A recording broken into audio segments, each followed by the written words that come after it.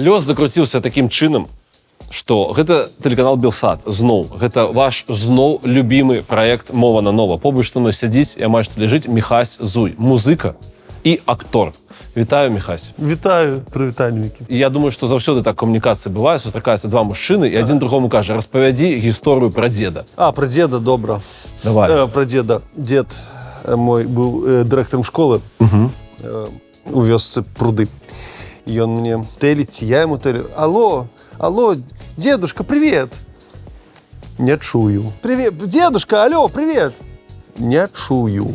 Дедушка там кричать пачинае. Привет, что ты не слышишь, привет.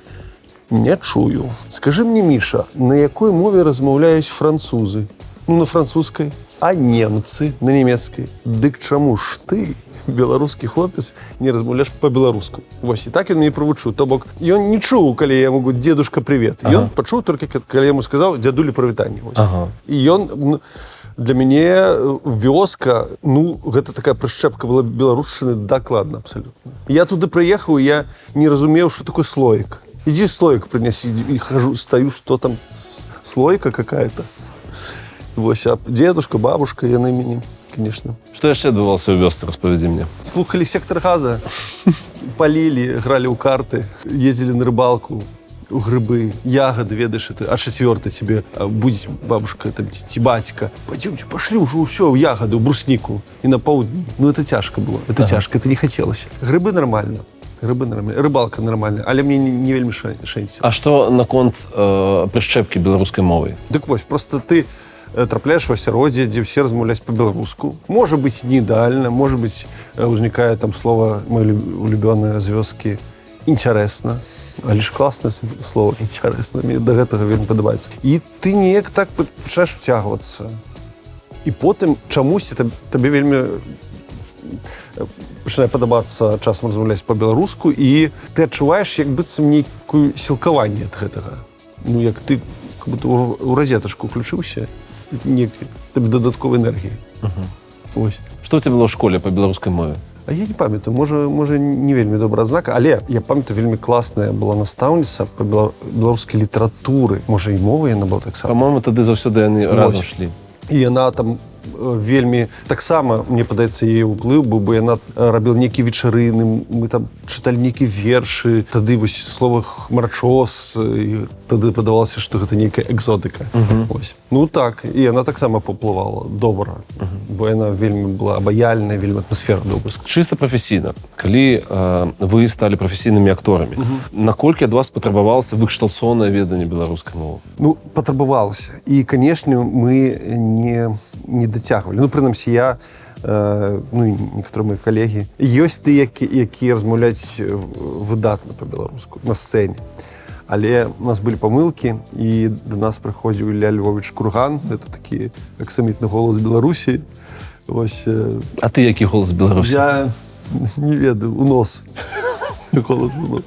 І ён заўсёды казаў нам адно і то, ён паўтараў, не і ня, вельмі сачыць за гэтым. Потым ён вельмі часта параўноўваў беларускае прамаўленне з італьянскім. Кажа, вам ж падабаецца там... Ён слова, напрыклад, натхненне. І ён казаў, што гэта падвойнае «н», гэта такое, нешта італьянскае ёсць. І вельмі захвочваў да такой мяккасці, чтобы не было слова не спадзяешся, а спадзяешся.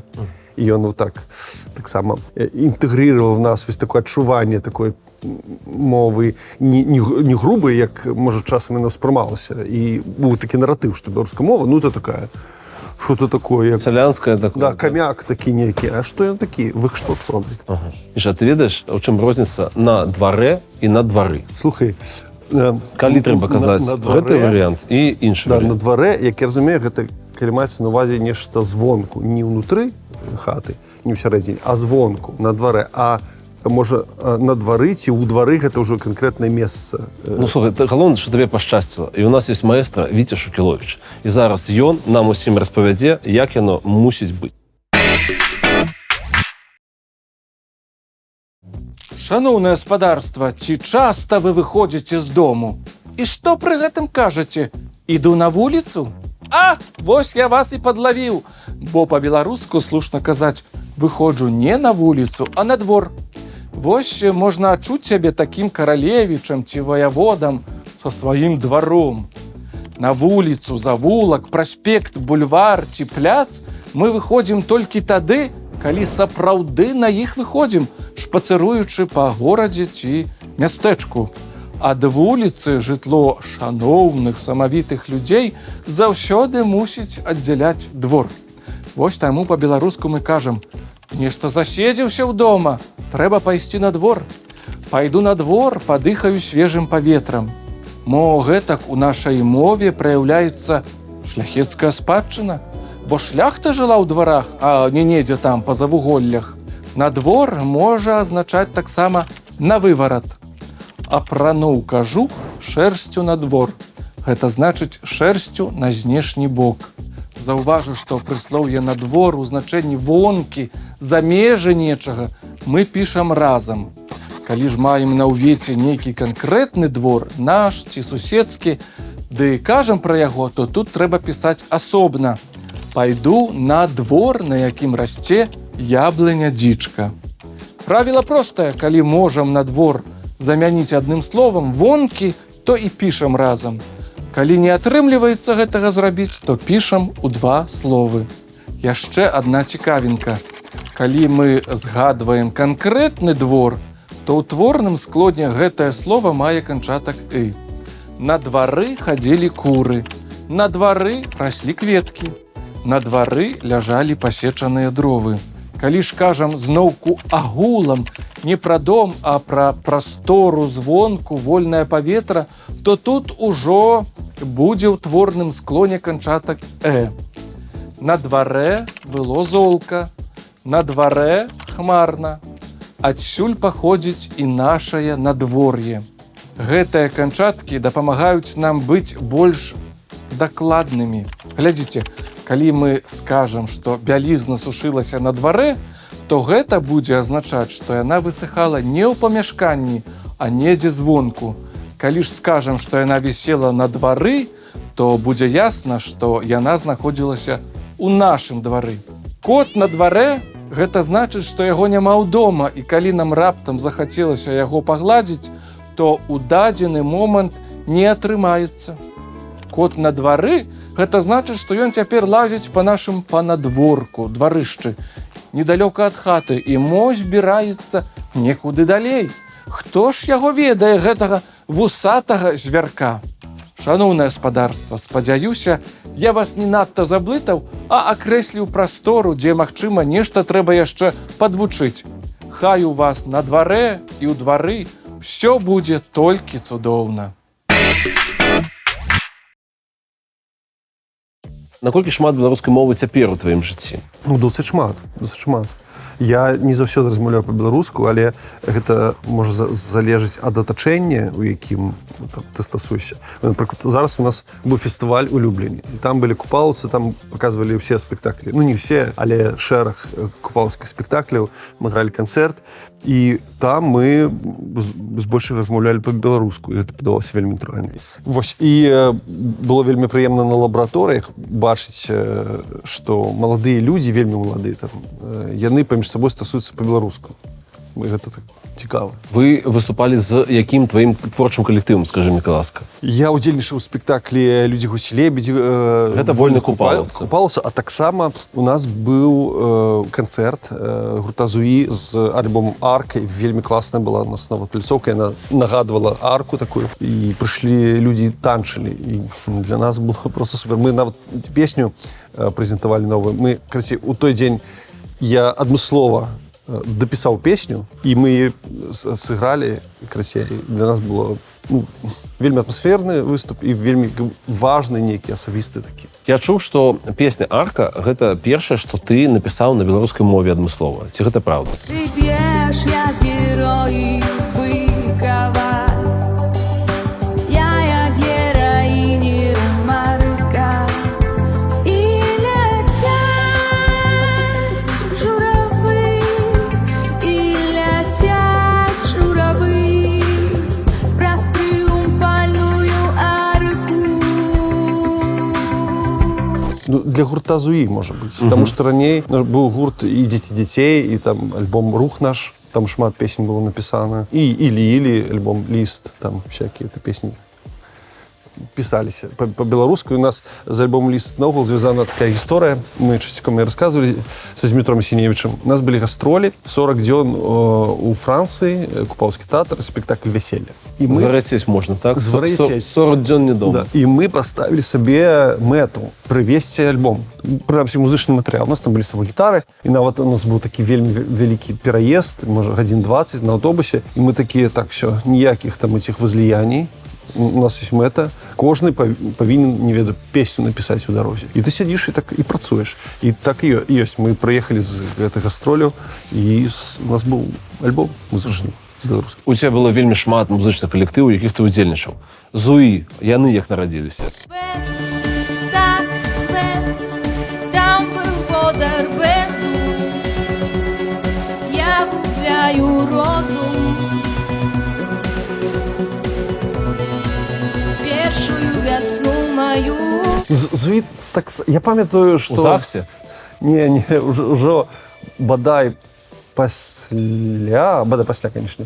У нас на той час быў гурт «Ілі-Ілі», мы выступалі, і я памятаю, напісаў нейкую песню, якую я разумею, што яна не пасавала гурту «Ілі-Ілі». Яна такая была такая, ну, трошки іранічная, нейкая незразумелая.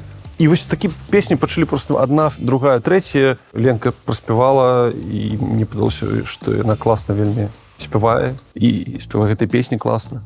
Перадае сэнс. Вось, і закруцілася. У чым твоя сакрэтная зброя, Міша? Я слухаў. Нормально, хорошо. Сакрэтная зброя асабіста моя. Ну, вось паспрабую як бы усур'ёз падумаць пра гэта і усур'ёз адказаць. Ну, мне падаецца, што калі у мяне ёсць нейкі скіл, які мне нешта атрымліваецца, то гэта нешта прыдумляць. Я вельмі люблю, калі прыходзіць новая ідэя ў галаву. І гэта для мяне самы улюбёны момант. Калі яна так акрэсліцца, і ты разумееш, все, гэта ідэя, яна працуе. Не веду, калі ты нават песня.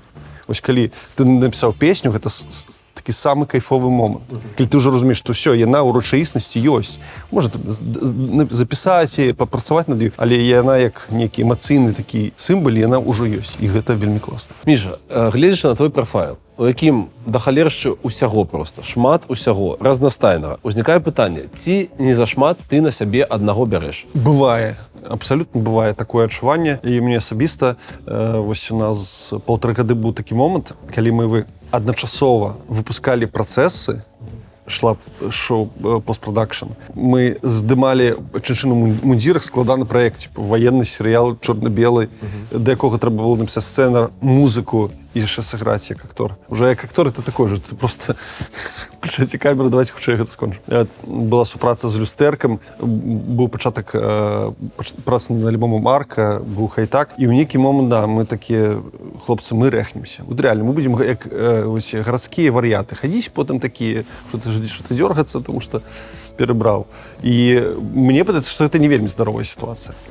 Хочацца працаваць над нейкім такім лакаматыўным праектам, вялізным, каб ён на цябе ўсе сілы аддаваў творчыя, і каб у цябе быў час проста на жыццё, там, на сям'ю і на адпачынак. Вось гэтай коркі, з вялікай колькасці праектаў, адказнасці, яны ствараюцца. Праз тое, што твой этот гаршочак не можа перастаць варыць, і ідэі з'яўляюцца, прыдумваюцца. Ці праз тое, што трэба плаціць камуналку в эміграцыі? Я думаю, і так.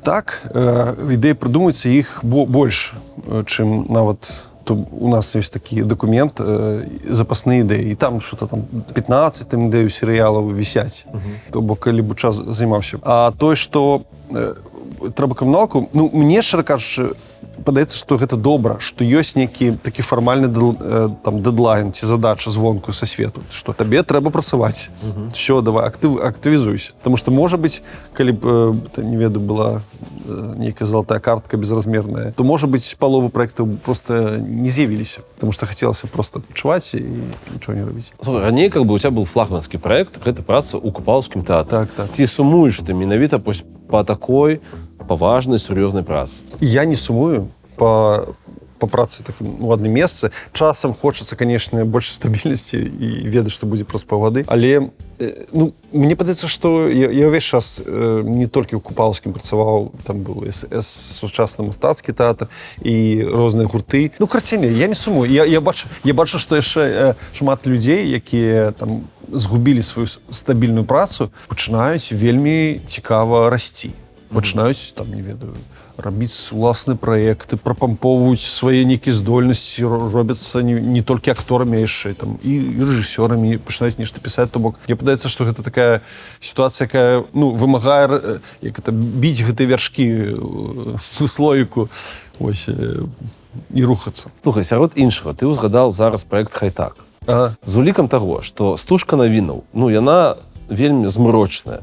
Як табе весь час рытмічна працаваць гумар? Ну, гэта цяжка, і мы з Зімам часам уже зазёбваемся. Калі тыя ж твары гэтыя, не ведаю, як назваць, то бок, я вымушаны зараз раз на 2 тыдні захадзіць на сайт Белты і чытаць это.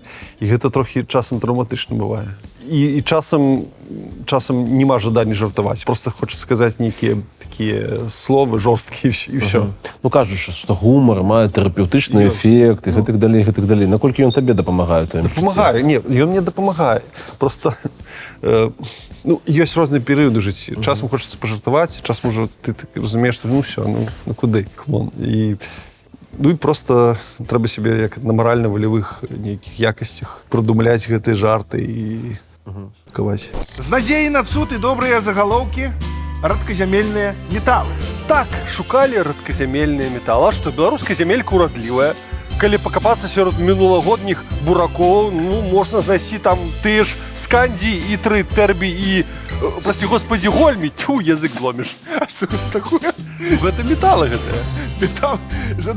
Жадаем наступным годзе ўсім беларусам адкапаць хай не нейкі рэдметал, а трошкі, хаця б трошкі, паслухайце, аптымізму. Вы з Аленай праз рэліз вашего альбома «Арка», гурта, калектыва «Зуі», давалі інтэрв'ю Белсату, тэкставае.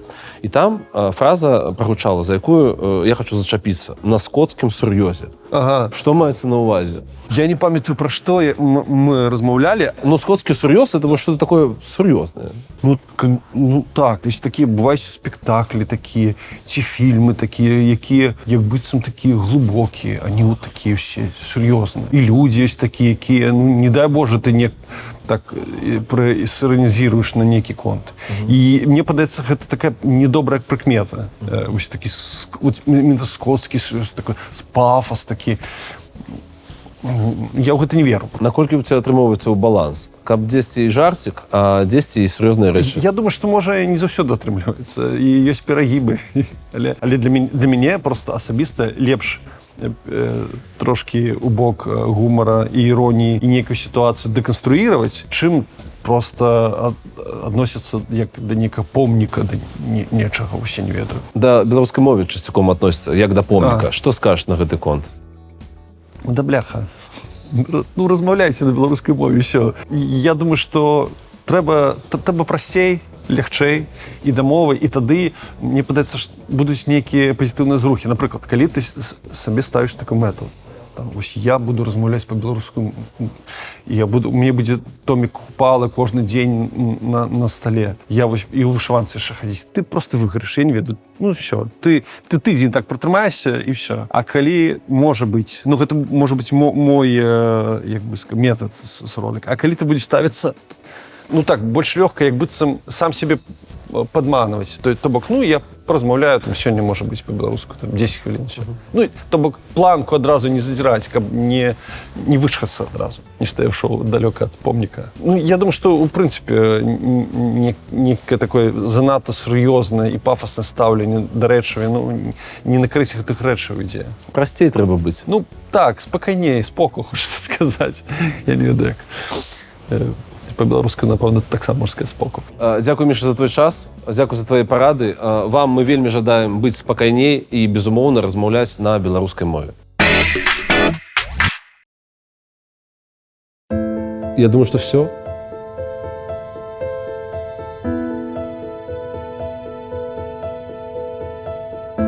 Хочешь, чтобы я как-нибудь скончил это? Закончу на подмышках. Я побрил. Что вы робите? Это что вы? Вось гэта і будзе... Матка Боска. Это атака КДБ. Иди отсюда. Съезжай, все. Я вырытывал себе от КДБ. Так и запишите, какая ласка. На вина на нашей Ниве. Мелкозеров вырытывал роуду. А что я мушу сказать? Ну, да. Я за тебе зраблю. За меня? Скажи тогда... Прывітанне, гэта мова на нова.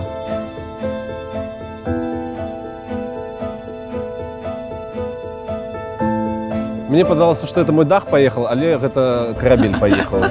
Потому что пасля в кадры глядишь, ты ж так. Как же мне слепить можно? Як не пісаўся звук? И рук не писался, Рок не да? пісаўся, так. И все. Мана-мана, по тебе летим. Мана-мана, по тебе летим. Гениально.